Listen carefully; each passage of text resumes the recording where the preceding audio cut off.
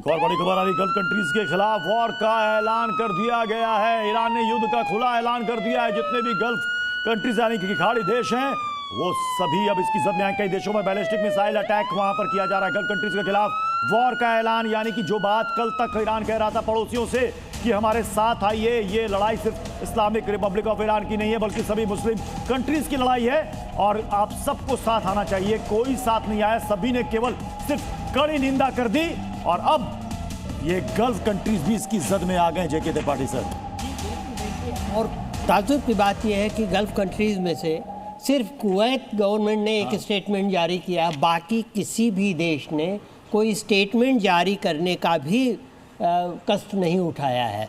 इससे ये लगता है वेस्टर्न मीडिया ने एक दावा किया कि यूएई की तरफ से प्रिंस ने फोन किया, ट्रंप पर दबाव डाला कि आप हमला करिए। ये कितना पुख्ता हो सकता है और क्या प्रोजेक्ट करने की कोशिश की जा रही है?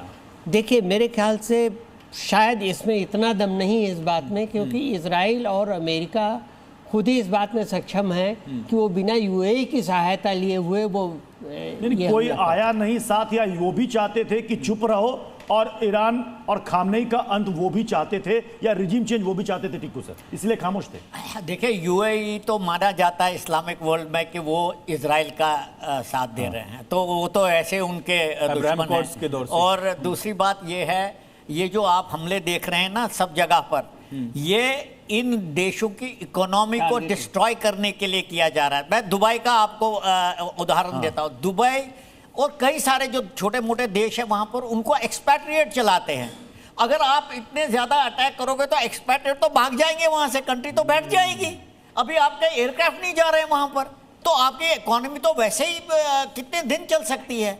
तो ये भी एक इनका एक तरीका है इनको सजा देने का, और ईरान यही कर रहा है और ये हम देख भी पा रहे हैं। लेकिन सर, कमर्शियल इंपैक्ट इसका कितना है? हम देख रहे हैं फ्लाइट ऑपरेशन रुका हुआ है, क्रूड ऑयल पर भी हम समझेंगे, लेकिन उसके पहले समझते हैं कि ईरान को समर्थन कहां से मिल पा रहा है।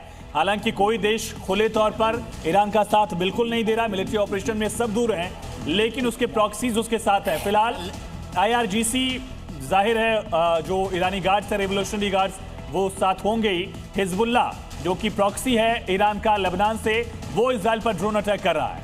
एक इशू हुती यमन, ये यमन से हुती, ये हमले के बाद इजराइल को इसने धमकी दी है। हमास गाजा, ये पहले से तय था कि ये सारे के सारे साथ आएंगे। ये ईरान के पाले हुए सारे हैं, ईरान के खड़े किए हुए सारे हैं, ये सब तो साथ आएंगे। इराकी शिया मिलिशिया अमेरिकी बेस पर हमलों की धमकी, तो रूस, अमेरिका इजराइल के हमलों की निंदा की, सभी की तरफ से सिर्फ निंदा ही सामने आई। चीन आलोचना करते हैं, ईरान के पक्ष में बयान दिया, साथ नहीं आए। आलोचना करते हैं, निंदा करते हैं दूर से, लेकिन कोई साथ नहीं आया। यह भी बड़ा सवाल है, क्यों साथ नहीं आया? IRGC जाहिर सी बात है, तो ईरान का IRGC जो है वो तो लड़ेगा ही लड़ेगा। समर्थन के इसमें कौन सी बात हो गई? अब सवाल यहां पर यह है सर कि ये हुती, हिजबुल्ला, हमास, मिलिशिया, इनके दम पर कितनी देर तक ये ईरान टिक पाएगा, ये सवाल है सर जेके त्रिपाठी। हाँ बिल्कुल, ये कब तक टिक पाएंगे? और ईरान के पास कितने भी हथियार हो, ऐसा तो है नहीं ना कि वो कभी ख़त्म नहीं होंगे।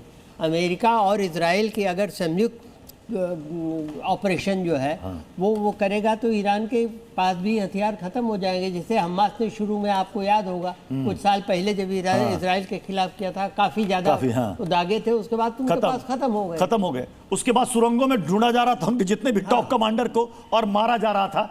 अब ये जो बात अभी अनुराग सर ने थोड़ी देर पहले कही कि लगभग 2500 मिसाइलों का जवाब, कितने एग्जॉस्ट कर रहा है पर डे, ये डिपेंड करता है। उससे पता चलेगा कि ये जंग कितने लंबे तक खींचेगी या चलेगी। अनुराग सर बिल्कुल सही कह रहे हैं। हर चीज़ का अंत रिसोर्सेज के हिसाब से होता है। लड़ाई भी रिसोर्सेज पे ही लड़ी जाती है। अगर रिसोर्सेज पीछे से सपोर्ट नहीं कर रही हैं तो डेफिनेटली आपकी मारक क्षमता कम हो जाती है। तो इसमें भी हम देखेंगे आने वाले समय में